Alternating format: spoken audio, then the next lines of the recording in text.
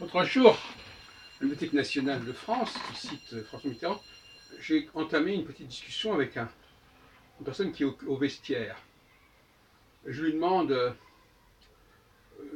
comment ça me donne une explication sur la façon dont elle se retrouve avec le, le classement des objets, numérotation, etc. Et puis à un moment donné, je lui dis, mais alors ça vous a pris combien de temps d'apprendre le règlement en question et l'appliquer? Oh, elle me dit, oh, 1 heure ou 2 heures. Après, il y a la finition, enfin. Et c'est ce qu'on peut appeler des formations courtes, formations brèves. Ce qui veut dire que des formations de ce genre, on peut en avoir une trentaine dans sa vie. Petite formation de 2-3 heures pour apprendre à utiliser un objet, un outil, ou même tout simplement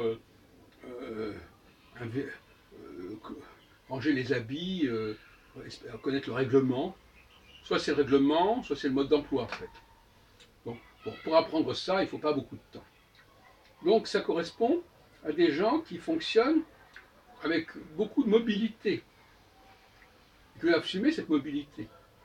Quelqu'un qui dirait « Ah ben moi j'ai appris à ranger les objets dans un vestiaire et j'ai l'intention de faire toute ma vie là-dedans », il y aurait un problème quelque part. Hein. Il y aurait un problème. D'ailleurs, il y en a qui sont capables de le faire. Le problème, c'est aussi parfois que l'on fait durer artificiellement les formations.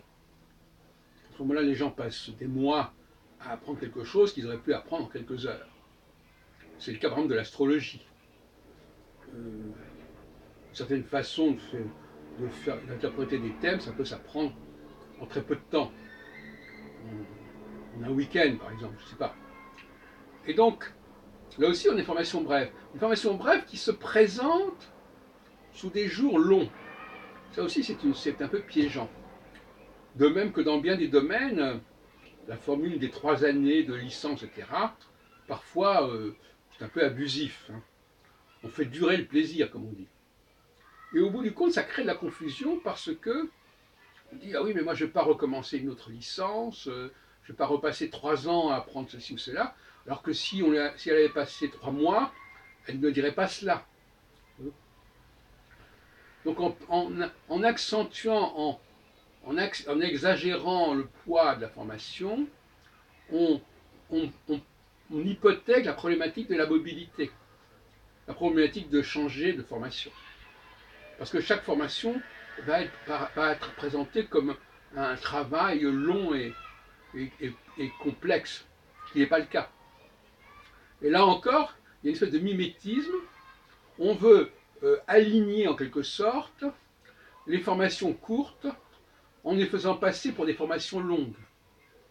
Pour dire, ah ben moi aussi j'ai fait tant d'années, d'ailleurs quand on a les astrologues, il faut tant d'années pour devenir ceci ou cela. C'est du pipeau, en réalité. Et ben justement, le problème se pose parce que les gens, non seulement ils ont appris une formation, mais ils ont été formatés d'une certaine manière, à pratiquer d'une certaine façon, et même dans le domaine en question, même s'ils restaient dans le domaine en question, et que l'on demandait une nouvelle formation, un recyclage, parce que ce qu'ils ont appris, ben, c'est plus tout à fait ça, il y a un blocage. Donc ils sont prisonniers de leur première formation, si on veut, et après ils ne veulent plus en bouger, ils ne veulent plus en changer. Hein. Donc cette idée me paraît intéressante à signaler. D'ailleurs Macron le disait quelque part lorsqu'il disait à cet horticulteur qui disait qu'il n'y avait pas de débouché, lui dit bah, écoutez, allez voir ailleurs. Le propre du peuple, c'est à la fois son avantage et sa faiblesse, c'est qu'il a une capacité de se recycler facilement, de renouveler les formations, de passer d'une formation à une autre. Comme on sait par exemple que les gens qui ont des courtes formations trouvent souvent plus facilement un emploi que les gens qui ont une longue formation. Parce que finalement, souvent on a besoin de gens qui ont besoin d'une petite formation. On n'a pas besoin de gens qui ont une longue formation, parce que cette longue formation, elle va limiter les possibilités d'application. Donc autant avoir les avantages et pas les inconvénients.